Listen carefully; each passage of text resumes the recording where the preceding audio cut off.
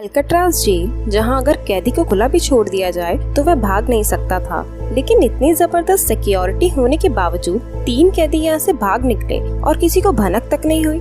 FBI agents ये सोचकर परेशान हो रहे थे कि अगले 10 घंटे तक इस एस्केप के बारे में किसी को मालूम तक नहीं हुआ। ये अब तक का सबसे बड़ा जेल ब्रेक था, जिसे अमेरिका की टॉप 3 एजेंसीज भी सॉल्व करने में नाकाम रही। मैं बात करने जा रही हूँ एक ऐसे जेल एस्केप के बारे में जो 60 साल बाद भी मिस्ट्री बना हुआ है। एक बार फिर से आप सभी का स्वागत है हमारे चैनल जी ज्ञान में।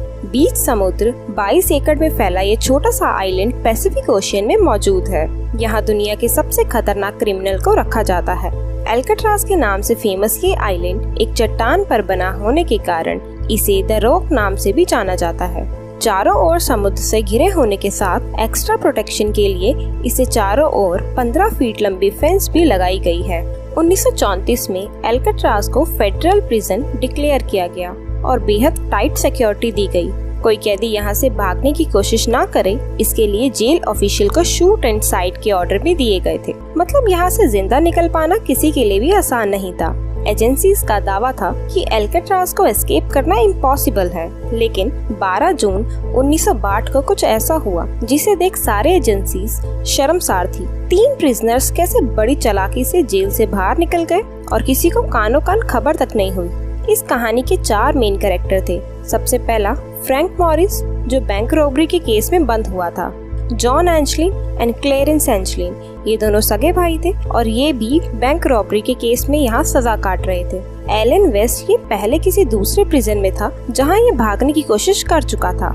हाई सिक्योरिटी के चलते ही इसे अल्काट्राज़ लाया गया था। एलन इस प्रिजन में बाकी सबके मुकाबले ज्यादा समय बिता चुका था, तो वह इस प्रिजन के बारे में दूसरों से कहीं बेहतर जानता था और इस जेल को एस्केप करने का प्लान भी एलन ने ही बनाया था। और 1960 में ये प्लान अपने दोस्तों के साथ भी उसने शेयर किया। लेकिन दिक्कत ये थी कि एलन और एंजलिन ब्रदर्स तो सेम ब्लॉक में थे, लेकिन फ्रैंक मॉरिस किसी दूसरे सेल में बंद था।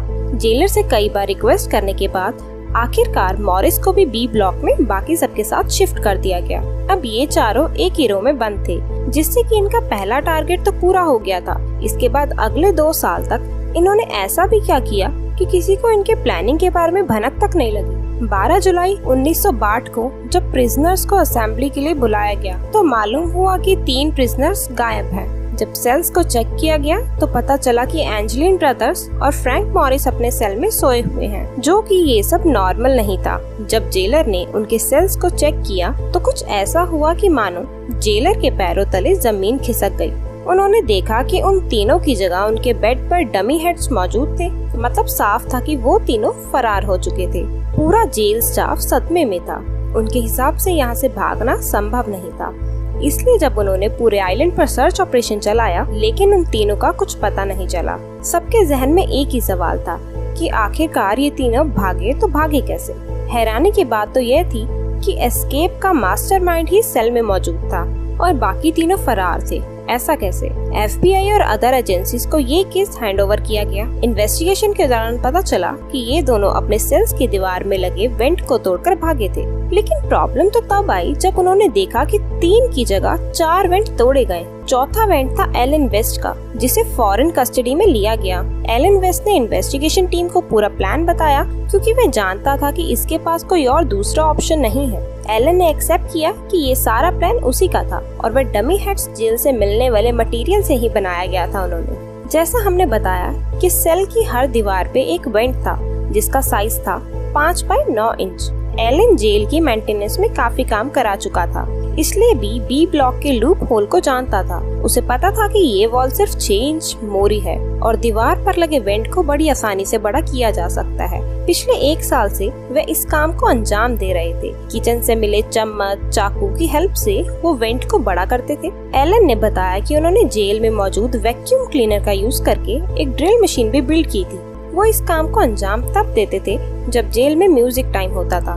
तभी ड्रिल के होने की आवाज से म्यूजिक के शोर में खो जाती थी और किसी को भी भनक तक नहीं लगती थी कि वो क्या कर रहे हैं। इसीलिए वो उस वेंट को किसी न किसी चीज से कवर करके रखते थे। एलन के अनुसार ये वेंट एक सुनसान कॉरिडोर में निकलता था जहाँ कोई सिक्योरिटी या कैमरास मौजूद नहीं थे। यहाँ से एक ड्रेनेज पाइप सीधा ऊपर जाता था, जहाँ वे कई बार काम करते थे। असल में जेल में प्रिजनर्स को बिजी रखने के लिए काम कराया जाता है। ड्रेनेज पाइप के जरिए बाहर निकालकर एल्काट्राज की 15 फीट ऊंची फेंस को भी क्रॉस किया। जेल ऑफिशियल से मिलने वाले रेनकोट से ही उन्होंने एक राफ्ट के साथ लाइफ जैकेट भी बनाई थी। एलन ने बताया कि उनका प्लान था कि वह सबसे पहले एंजल आइलैंड से होते हुए मरीन कंट्री जाएंगे, जहां से वो गाड़ी और कपड़े चोरी करेंगे। एल्काट्राज के आसपास अच्छी तरह सर्च ऑपरेशन चलाए गए, लेकिन उनके बारे में कोई इन्फॉर्मेशन नहीं मिली। इस इम्पॉसिबल टास्क को पूरा करने के बाद आखिर ये तीनों गए तो गए कहाँ, कोई भी नहीं जानता। आज इस एस्केप को 60 साल से भी ज्यादा समय हो चुका है और ये मिस्ट्री अभी भी मिस्ट्री बनी हुई है।